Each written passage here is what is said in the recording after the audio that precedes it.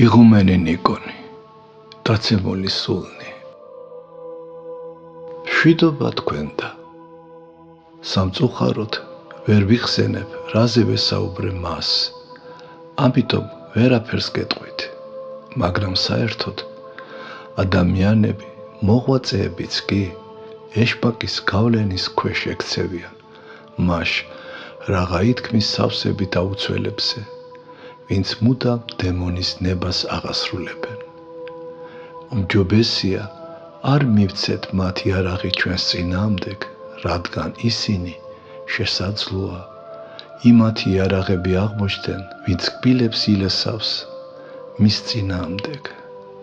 თუმცა იმედი ვიქონიოთ, რომ უფალი არ დაუშვებს, რაიმე ზიანი მიაყენონ, რადგან მას კეთილი განზრახვა ჰქონდა, უფალი კი ჩვენს გულს ხედავს და ფარავს ჩვენს შეცდომებს. მადლობა უთხარი ლუბოვ ალექსანდროვნას. გადაეცით მას, რომ ნეტარ იყვნენ მოწყალენი, რამე თუ იგინი შეიწყალნენ. თუ კი ისინი მოწყალებას გაიღებენ ღვთის გულისათვის, მისი წმინდა ნების შესრულების სურვილით, ნებისა, რომელიც მცნებაში ასახული. მე მათ მოიხსენიებ ეკლესიაში და მათი ცხონებისათვის ნაწილებს ამოვიღებ.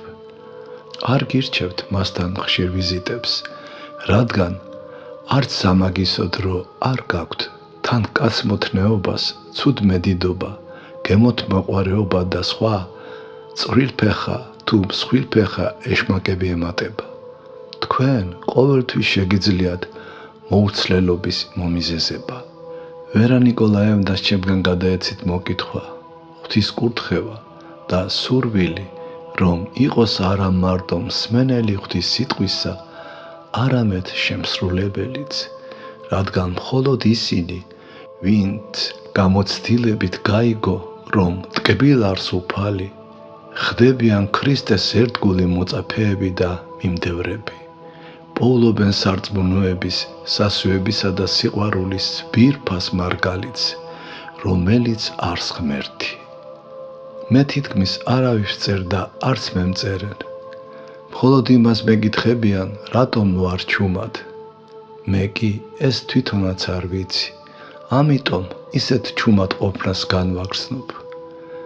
მე რა ხელმძღვანელი ვარ. ცხადია, როცა ვითარებას კარგად დააკვირდები, მწუხარედ უნდა გაეცალო, რადგან სულიერი ხელმძღვანელობისთვის სული წმინდით შემოსილი უნდა იყო.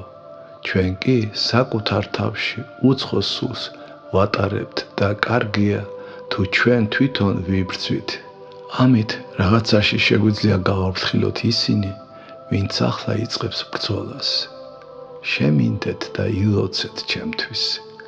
უფალმა გაკურთხოთ და შეგეწიოთ ცხონების საქმეში. როგორ გძინავთ, ეტყობა ცუდად, რა კი გამწერთ, რომ თავი დამძიმებული გაქვთ და მაინც უნდა იწულოთ თავი, ყოველ დღე ცოტა მაინც იმუშაოთ. სასუფეველი ცათა იძულების და მსწუხარებით ჭამდე მას, პურს ყოველ დღე ცხოვრებისა შენისათა. ერთიცა და მეორეც შრომას, ძალისხმევას, თავის იძულებას მოითხოვს. უფალო, შეეწიე მოწყინებაში მყოფსა მხევარსა შენსა. 1950 წლის 30 იანვარი.